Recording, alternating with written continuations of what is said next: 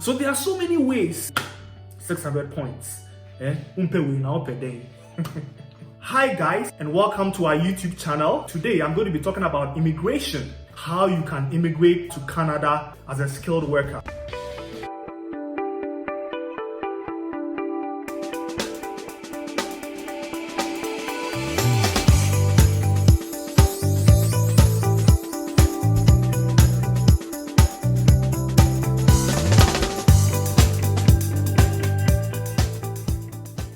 So, how do you immigrate to Canada? Now, the first thing that you should know about is about the federal government's program for immigration that is known as Express Entry. Now, this system was introduced by the Canadian government in the year 2015 to attract skilled workers from countries all over the world who have their skills to come and contribute to building and developing the economy of Canada. So the Canadian government wants people who have a certain minimum language requirement or educational requirement, and especially work experience. Look, work experience is so important in being successful on this journey of coming to Canada as a skilled worker. Now, what are the things that you need in order to be able to apply to come to Canada as a skilled worker? Three main things are needed. So as I said before, you need a minimum level of education. You need to have a minimum language ability in either English or French, which are like the two main languages in Canada that are spoken. And then finally, you also need to have the right work experience. You need a minimum level of work experience in order to qualify you to come to Canada as a skilled worker. So how do you begin this process? It begins by creating a profile on the Government of Canada website, known as your Express Entry profile. Now, there are three subcategories of Express Entry. The first is known as the Federal Skilled Worker Program. The second is the Federal Skilled Trades Program. And the third is the Canada Experience Class. But I'm going to be focusing on the Federal Skilled Worker Program because that is the program that I took advantage of to come to Canada as a skilled worker. So first and foremost, before you do anything, you need to create your Express Entry profile. And there are two key requirements that you need, without which you cannot create the profile to be considered for selection to come as a skilled worker. And what are those two pieces of information? First one is you need your language test results. Now, Canada is mainly English, but then there are some parts of Canada which speak French. So there's a popular exam that most people who want to come to Canada as skilled workers have to write, which is known as the IELTS exam. IELTS is administered by the British Council in Ghana and several other administrating organizations in different countries around the world. And there are two versions of IELTS. One is the academic, and one is general training. Now, the academic is more for those who are applying to go to school, do postgraduate or undergraduate studies in Canada. But if you want to come on the ticket of immigration, then the general training exam is the one that you need to write. The second very important piece of information is your educational credential assessment. And there are many bodies in Canada which do this, the most popular of them being WES or World Education Services. So what you have to do is you have to register for IELTS and write it and get a good score. Now, the IELTS is made up of 4 parts: listening, reading, writing, and speaking. So for those of you who have taken secondary school exams in Ghana, the listening is very much like the English orals. You listen to a passage that is played and you have questions before you that you have to answer. You have people discussing with each other, giving directions on a map, and then you have to show your understanding or your ability to listen and understand what people are saying. And then you take the exam. Reading is comprehension, writing is like essay writing, and then speaking, you actually go and sit before an examiner and have a conversation with them. They ask you some questions about yourself. They ask you to speak for 2 to 3 minutes about a topic of your choice or a topic they give you, and there you have it. You are done with IELTS. Now, most people underestimate IELTS. They think it's just another English exam. Look, you need to prepare for IELTS, otherwise your scores will not be that good. And IELTS is one of the ways by which you can boost your chances of getting enough points to be selected to come to Canada as a permanent resident. The second bit is about doing your educational credential assessment. So you have to go onto the World Education Services site, create a profile, and then you pay some money, and they'll give you a form that you have to send to your educational institution in order for them to attach an official copy of your transcript in a sealed envelope, and then you send it to WES. And WES is going to do their evaluation, and look, there's one key factor or one key step that creates a lot of stress for people in Ghana and even in Nigeria. Now, what happens is that when your information goes to WES, they are going to send an email back to your institution to verify if the transcript that you submitted is actually true and an official one. And I tell you, most Ghanaian institutions, the universities, it's like some of them are not really tech savvy, so sending an email, they are not really able to, respond as they should. So you really need to follow up to get that response back to WES. Otherwise, it could delay your application for so long. Mine took about 3 months, and I had to get someone to actually go to the school to follow up and ask them if they've seen the email. And so once you get these two key things, you are ready to create your Express Entry profile. Now, what happens when you create your Express Entry profile is that you are going to be assigned a number of points. With this points, you are going to be put into a pool of eligible candidates, and all of you are going to have different scores. It is actually known as a CRS, a comprehensive ranking score. And it all depends on the information that you give. Some of the things that influence the number of points that you can get are your age, the number of years of work experience, the level of your education. So if you have just a bachelor's degree, you get a certain number of points. You have a master's degree, you get more points for education. If you have a PhD, you get still more points for your education. If you do very well in your IELTS, you can get more points. And in IELTS, the interesting thing is that the listening part carries the heaviest weight. So if you do well in listening, if you can get a perfect score in listening and do averagely well in the other sections, you still get points. It's interesting how a 0.5 difference in your points in your IELTS can make a difference of about 25 points to your comprehensive ranking score. So that is one of the ways that I actually encourage people to improve their CRS score. If your IELTS is not good enough, please try and take it again and improve your scores. But you'll be surprised that a lot of people, are even afraid of taking the IELTS, and they just keep complaining about the number of points that they have being too low and so many things. And guys, please, this process, you need to be determined and serious about it. You cannot just sit back and cross your arms and your legs and, hey, the government of Canada is going to be asking you to come to Canada on the next flight available. No. If you are interested, there are tens of thousands of people who are interested as well. I was just looking at the Express Entry report for the year 2019, and about 160,000 people applied. So just imagine 160,000 applying, and the government is going to select just about 70 to 80,000 of these people. So it is very competitive. So if you are interested in this, you really need to give it your all. Like, you need to take it seriously. You need to do your research. And the thing is that most Ghanaians don't like to read and research. And what happens is that people end up paying huge sums of money to immigration consultants and immigration lawyers. They take their money and they do for them what they could have done by themselves. If you have $3,000 or $5,000 to give away because you have a lot of money, well, that's fine. But really, you can save that money and do it all by yourself. It is a do-it-yourself process. I did mine all by myself. In the beginning, I reached out to some immigration consultants, but they weren't really answering questions that I had because I had done my research and I had questions that I needed answers to. They were just like, oh, you bring the money, we'll do it for you. I'm like, no, I don't think I can work with that. So back to the process. So once you are in the pool, what happens is that once or twice a month, the Minister of Immigration is going to issue a directive that, candidates in the pool who have this number of points or higher should be invited to apply for permanent residence or to come to Canada as a skilled worker. I'll be using the terms interchangeably. So when you hear permanent resident or skilled worker, it's still the same thing. PR for short. Once or twice a month, a draw is going to take place, and you are going to be invited if your points are within the cutoff that are prescribed for each draw. So maybe today there's going to be a draw and the minimum points is going to be 450. So if you have 450 or above, you are likely to get invited to apply for permanent residence. Now, there's one very interesting thing. If the minimum cutoff is set at 450 and there are a number of you who are at 450, there's going to be a tiebreaker that is needed to determine who gets invited and who doesn't get invited if the numbers that they want to invite for that draw maybe have been reached and they realize that, oh wow, there are a number of people at their minimum score and we need to find a way to determine who to select and who not to select. So they just kind of look at who submitted their application first.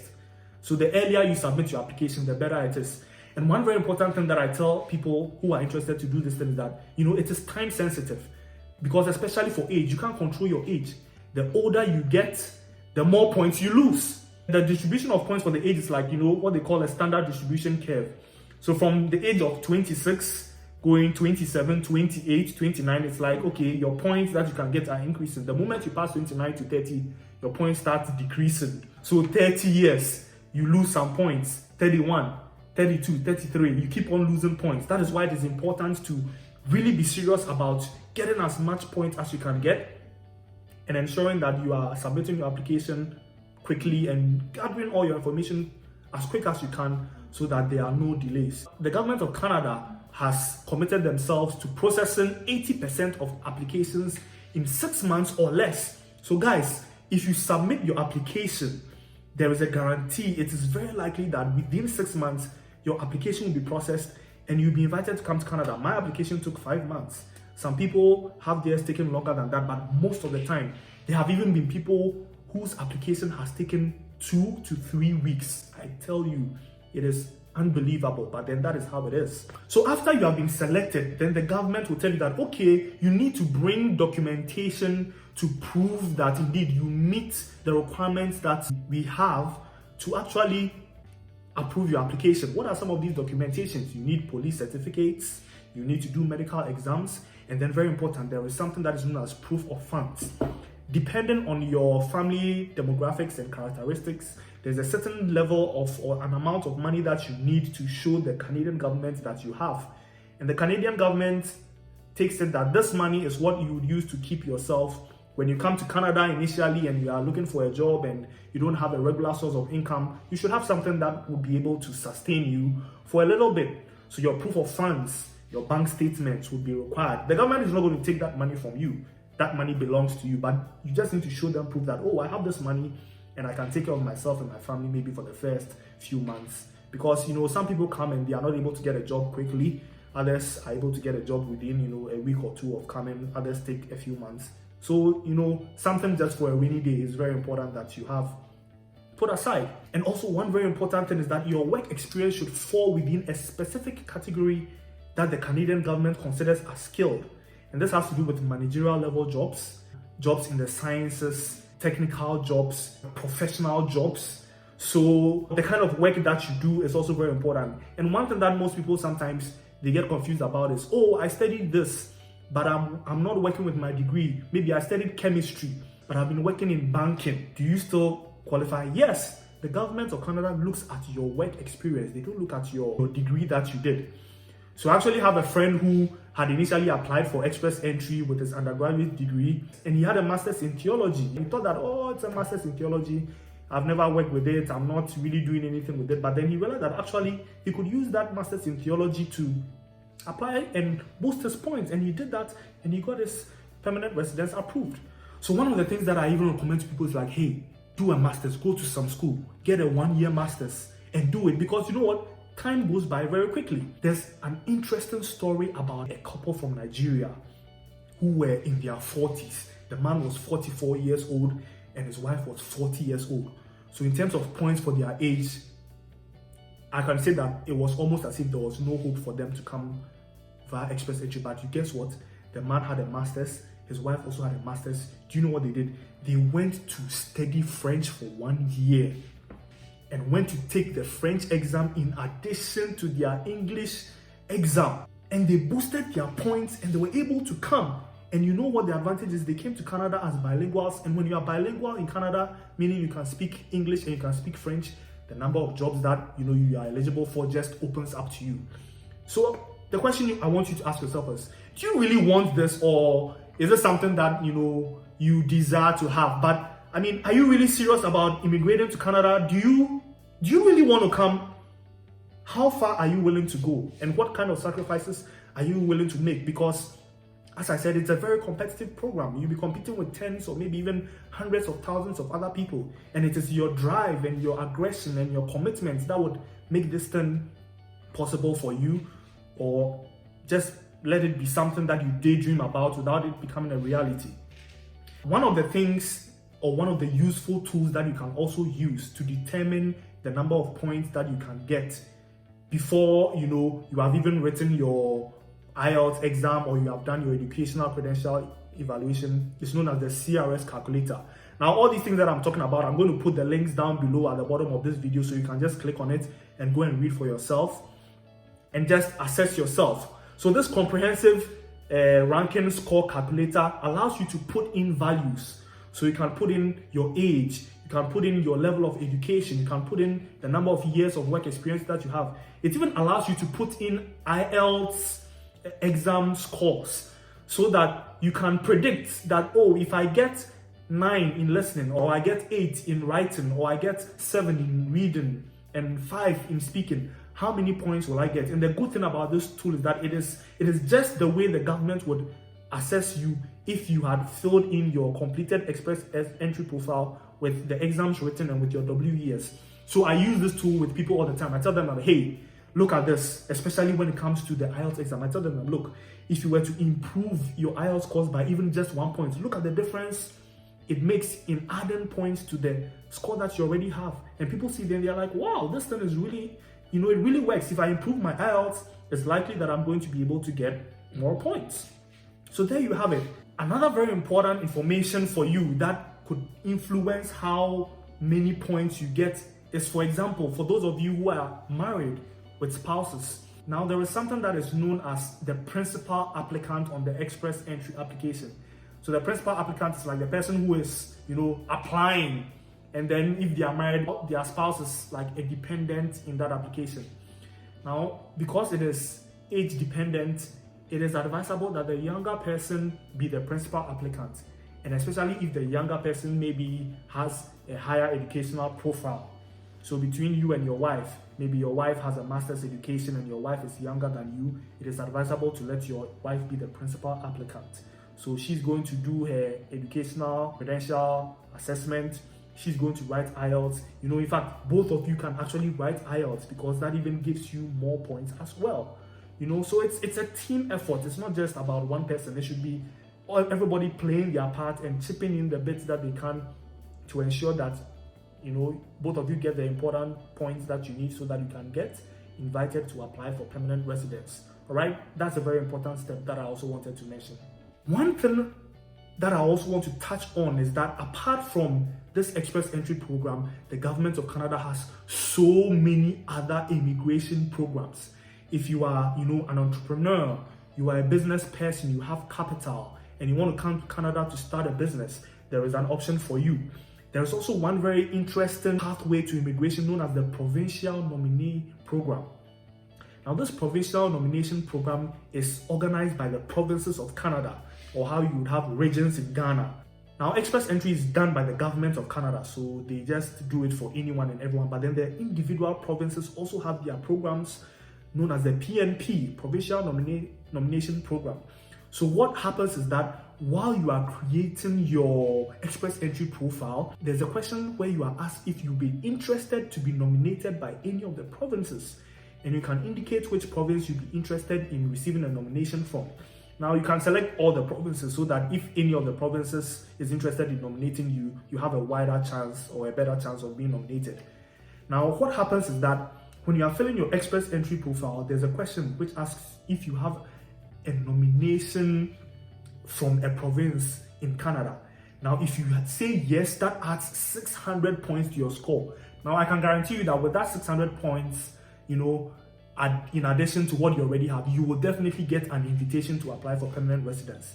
But the Provincial Nomination Program is another step away from the express entry, where you have to submit an application separately and pay again to the province. And they will look at your age, your education. Do you have a job offer? Do you have the right work experience that we desire? Can you contribute to the economy of our province? And once they assess your application and say that, okay, we think we like you, then they will issue you with that nomination certificate. And then you go back to your express entry profile and indicate that, yes, I have a nomination from a province, and you put in the details there, and automatically 600 points. So there are so many ways. There are so many ways and so many options that you can take advantage of in order to come to Canada as an immigrant. But then it needs dedication. It needs dedication. And there are so many people that I've spoken to, they begin, and then along the way, they kind of like lose interest, or they kind of lose steam. I don't know why. Maybe it comes back to the question of, are you really interested? Are you willing to make the sacrifice to study, to improve your IELTS course, maybe to go and learn French, or maybe go back to school?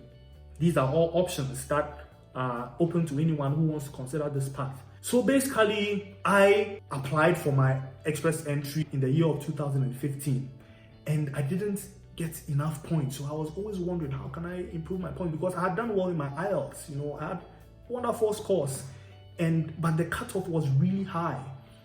So I kept on waiting and waiting. Back then, I should have taken my own advice and probably gone to school or something like that. But I was like, you know what? Maybe these points will drop sometime. And it actually took 2 years before it dropped.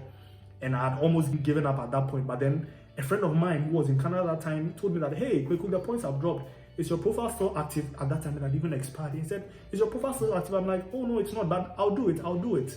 And the drop came. And my profile was inactive. And he was like, what are you waiting for? This thing is dropping. You need to be quick and get into the pool. And so I immediately went and reactivated my profile. And 2 days later, can you imagine? 2 days later, I got an invitation to apply for permanent residency. And oh, wow, I was so happy on that day. I had gathered all my documents. And because I had worked for a number of companies in Ghana and had to go for, reference letters and information from all of them, it took me about, honestly, 1 year to gather my reference letters because they were not in the right format that the government of Canada requested, or some information was wrong, wrong addresses. Oh my, it was such an experience. But I'm happy that I persisted, because in the long run, it all paid off. And I submitted my application, I think it was in July. By December, I had been approved, and I sent my passport to the Ghana High Commission, and they sent it back to me. And I opened it and I had my passport with my, immigrant stamp in there and my other documentation. I was like, wow, this thing is a reality. Like I didn't believe that it was really happening. And so within a few weeks, I bought my ticket and, was on a plane to Canada. And I mean, Canada is a beautiful country. You will love Canada. Canada has one of the, best standard of living in the world. In terms of safety, Canada is so safe. Like sometimes it's so safe that I feel that, the kind of precautions that we're taking in Ghana, sometimes I don't even take it, like you leave your phone in the car when you go to the grocery shop, or you forget to maybe lock your door or lock your window, because it's relatively safe. Hardly ever will someone come and break into your house, or thieves come, or armed robberies. I don't even think I've ever heard of an armed robbery taking place in Canada. But yeah, it does happen, but it's a relatively safe place. The people are nice. But then there's one thing, the weather. Canada is cold during the winter and it's hot during the summer. But we have warm clothing that we wear that gets us through the winter weather, and through the summer we are able to go out and enjoy some fresh air and cool down. But you will love Canada, and Canada is opening its arms to welcome you as a skilled worker to come, if only you have what it takes. And it takes determination. If you cannot even go through this process, to put your application together and submit it to come to Canada, then what would you do if you actually come to Canada and you have to, be aggressive to ensure that you are, looking for a job and getting all the right information that you need? But then, all in all, I believe that it is really, really, really worth it. And it is worth a try. Now, once again, as I said, I'm going to put all the information that you need down below. One of the very helpful pieces of information or resources that I came across is an online forum known as Nairaland. Now, if you hear Naira, you know where this is coming from, right? Our brothers, Nigeria. Niger never cry last. Now, Nairaland has different threads for, especially even if you want to come and study in Canada, there's a thread for studying in Canada and how you can go through the application process. But there was this thread which dealt specifically with, coming to Canada as a federal skilled worker. And Ghana and Nigeria, we have a lot of similarities and, common things between us. And the information there was so helpful. In fact, I spent every day I was on Nairaland reading and asking people questions and looking for information. And the information there was so helpful. So Nairaland, yes, that one, I will give it to the Nigerians that they have done well with sharing information on, applying to Canada as a federal skilled worker and even living in Canada as an immigrant. The information there is so helpful. So I'm going to include that among the links below. And if you have any questions, please make sure you read. If you don't find the information when you read, then you can contact me and I'll be happy to help you out, because all the information that you need is out there for free. All you need to do is just dedicate a little time to do some research and you'll be good to go. So I guess all this information is very important and it's very exciting to you, I know. But then let me sound a word of caution. Canada is not for everyone. And for me, being a spiritual person, I believe that it's all about where God wants you to be. Because, someone can come to Canada and their experience would be really bad because really that is not where God wanted them to be. Someone also, Canada is their promised land and that is where God wants them to be. So in all this, while you are considering this, please pray if you're a spiritual person. Just try to find out if this is something that really God wants for you and God wants you to be here, and He will show you the way about how to go about it. And don't look at my experience and say that, okay, because I came from Ghana to Canada, you also want to come from Ghana to Canada. My experience is different from your experience. My circumstance is different from your circumstance. I'd actually tried to leave Ghana a number of times and I had gone for interviews outside of Ghana and none of them had worked, But then when it came to Canada, I really saw that the timing, it was really important that it happened at the time that it did, and it didn't happen earlier because of so many things that were going on in my life and in my family. So although this opportunity is there, it might not be for you. And just as I say, you need to, think deeply about it, pray, and if God gives you the green light, then I'm sure that, as I said, where there is a will, there's a way. God will make a way for you, and very soon you'll be coming to Canada. So I hope this has been informative and you have learned something, and I hope that you are excited and encouraged and motivated to, give this thing a shot. Once again, you know what you have to do. You have to subscribe. Don't forget to subscribe and click the bell so that if more videos of this nature come up, you will be notified immediately they come up. And let me know what you think in your comments. If you have any questions, you can, comments, just drop them down below. Let's get a discussion going and let's see how I can also help you in making your dream of coming to Canada from Ghana a reality. See ya and stay safe.